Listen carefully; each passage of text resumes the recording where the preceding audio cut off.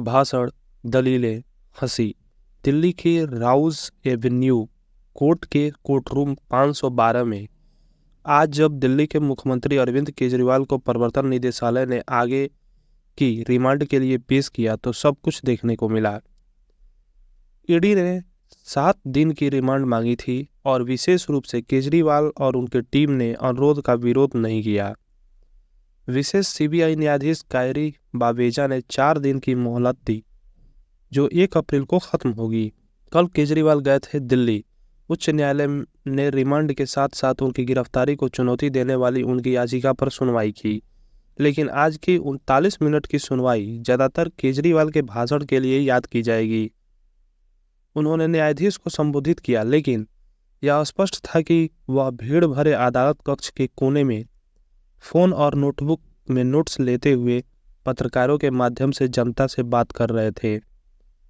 केजरीवाल के शब्दों में, ईडी आपको कुचलने और अपनी उगाही के लिए स्मोक स्क्रीन बनाने पर तुला था। कोर्टरूम 512 में आज क्या हुआ, यह जानिए। पत्रकारों और वकीलों के अलावा केजरीवाल का परिवार और आप के वरिष्ठ नेता आज अदालत कक्ष में थे। उनकी पत्नी सुनीता केजरीवाल पीले सलवार कमीज में अदालत कक्ष की तीसरी पंक्ति में बैठी थी। उनके बेटे पुलकित एक तरफ और आप नेता आतिशी दूसरी तरफ बैठी थी। आतिशी के अलावा सौरभ भारद्वाज और गोपाल राय भी मौजूद थे। सबसे पहले ईडी का प्रतिनिधित्व करते हुए अतिरिक्त सॉलिसिटर जनरल एसवी राजू ने कहा कि डिजिटल डेटा निकालना होगा और केजरीवाल को गोवा के व्यक्तियों से सामना करना होगा। संभवतः आप गोवा के अध्यक्ष अमित पालेकर और 3 अन्य लोगों का जिक्र था जिससे पूछताछ की गई थी।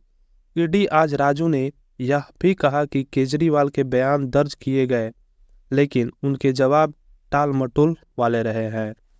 उन्होंने कहा कि केजरीवाल जानबूझकर सहयोग नहीं कर रहे हैं और पंजाब के वरिष्ठ उत्पाद शुल्क अधिकारियों को भी समन जारी किया गया है। इसके बाद उन्होंने केजरीवाल की 7 दिन की और हिरासत मांगी, जिसके बाद मुख्यमंत्री के वकील रमेश गुप्ता ने न्यायाधीश कावेरी बावेजा को बताया कि केजरीवाल व्यक्तिगत रूप से अदालत को संबोधित करना चाहते थे। फिर केजरीवाल खड़े हुए, रुमाल से अपना चेहरा पोंछा और हिंदी में बोलना शुरू किया। आप प्रमुख ने कहा कि मामला 2 साल से चल रहा था, जिसे अगस्त 2022 में सीबीआई ने दायर किया था। हालांकि उनका नाम 4 बयानों के बाद ही सामने आया। पहला बयान आप नेता और पूर्व डिप्टी सीएम मनीष सिसोदिया के निजी सचिव सी अरविंद का था, जिन्हें फरवरी 2023 में इसी मामले में गिरफ्तार किया गया था। केजरीवाल ने कहा कि जब केजरीवाल मौजूद थे तो अरविंद ने सिसोदिया को उत्पाद शुल्क नीति पर एक दस्तावेज देने का दावा किया था। क्या एक मौजूदा मुख्यमंत्री को गिरफ्तार करने के लिए यह पर्याप्त कारण है? उन्होंने यह इंगित करते हुए पूछा कि नेता अक्सर उनके घर आते जाते हैं और आपस में बातें करते हैं। इस पर राजू ने आपत्ति जताई और केजरीवाल से उन्हें बोलने की इजाज़त मांगी। कोर्ट ने जवाब दिया कि वह केजरीवाल को 5 मिनट से ज़्यादा नहीं देंगे। दूसरा बयान ओगोल के वाईएसआरसीपी सांसद मैगुंटा रेड्डी का था, जो ईडी साउथ ग्रुप का हिस्सा है, जिसने कथित तौर पर आपको 100 करोड़ रुपए से अधिक की रिश्वत दी थी। केजरीवाल ने कहा कि रेड्डी ने ऐसे कई बयान दिए हैं जिनमें दिल्ली के मुख्यमंत्री को दोषी नहीं ठहराया गया है, लेकिन कथित तौर पर इस मामले में उनके बेटे की गिरफ्तारी के बाद उन्होंने अपने सुर बदल लिए। रेड्डी के बारे में केजरीवाल ने कहा, एक के बाद एक बयान दिए जा रहे हैं जहां वह मुझ पर आरोप नहीं लगा रहे हैं। जैसे ही उन्होंने मुझ पर आरोप लगाया, उनके बेटे को रिहा कर दिया गया और उससे कोई और बयान देने के लिए नहीं कहा गया। इसका मतलब है कि ईडी का मिशन सिर्फ मुझे फंसाना था। धारा 50 के 3 कथन हैं जो कानून की दृष्टि में समान होने चाहिए, लेकिन केवल उस बयान का ही इस्तेमाल क्यों किया जा रहा है जिसमें मेरा नाम है? रेड्डी का बेटा राघव मगुंटा बाद में मामले में सरकारी गवाह बन गया और उसे रिहा कर दिया गया। इसलिए केजरीवाल के भाषण के अनुसार राघव तीसरा बयान बनाते हैं। केजरीवाल ने कहा कि राघव ने 7 बयान दिए, जिनमें से केवल एक में दिल्ली के मुख्यमंत्री का जिक्र था। उन्होंने यह भी आरोप लगाया कि जैसे ही राघव ने केजरीवाल का नाम लिया, उन्हें रिहा कर दिया गया और उसके बाद से कोई और बयान नहीं लिया गया। उन्होंने कहा, राघव के पहले 6 बयानों के रिकॉर्ड पर नहीं लिया गया है। ईडी ने अदालत में 25,000 पेज और सीबीआई ने 31,000 पेज दाखिल किए हैं। उसमें से सिर्फ मेरे खिलाफ बयान का इस्तेमाल किया गया है। यह पूछे जाने पर कि इस कथित घोटाले का पैसा कहाँ गया, केजरीवाल ने कहा कि ईडी द्वारा जांच शुरू करने के बाद असली घोटाला शुरू हुआ। राजू ने आपत्ति जताते हुए हस्तक्षेप किया। अंत में चौथा बयान।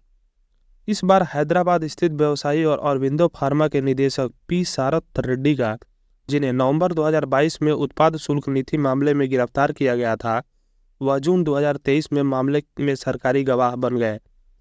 केजरीवाल ने दावा किया कि शरथ रेड्डी ने जांच एजेंसियों को दिए गए 11 बयानों में उनका नाम नहीं लिया था, लेकिन केवल 12वें बयान में उनका नाम लिया था।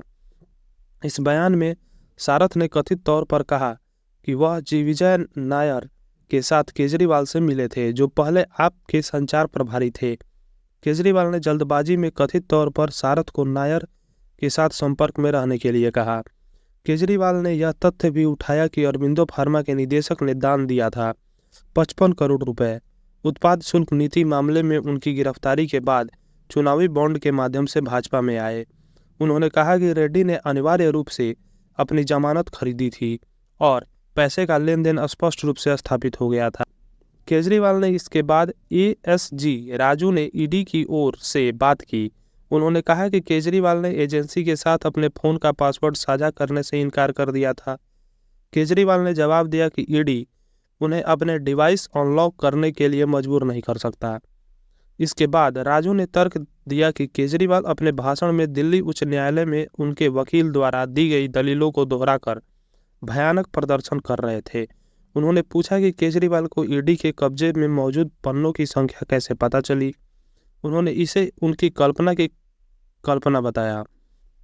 साथ रेड्डी द्वारा भाजपा को पैसा देने के केजरीवाल के दावे का जिक्र करते हुए उन्होंने कहा कि इसका शराब घोटाले से कोई लेना देना नहीं है। उन्होंने कहा, मुख्यमंत्री के लिए कोई अलग मानक नहीं है।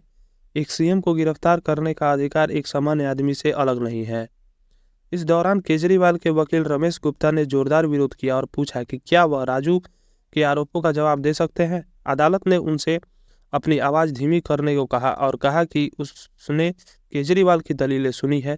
गुप्ता ने जोर देकर पूछा कि अगर ईडी ने दावा किया है कि किकबैक के माध्यम से प्राप्त धन का इस्तेमाल 2022 में गोवा विधानसभा चुनावों के लिए आप द्वारा किया गया था, तो केजरीवाल को किस आधार पर गिरफ्तार किया गया था। उन्होंने अदालत से रेड्डी द्वारा चंदा देने के आरोपों की जांच करने का भी आग्रह किया। इसके बाद सुनवाई समाप्त हो गई और न्यायाधीश ने 1 घंटे बाद आदेश सुनाया।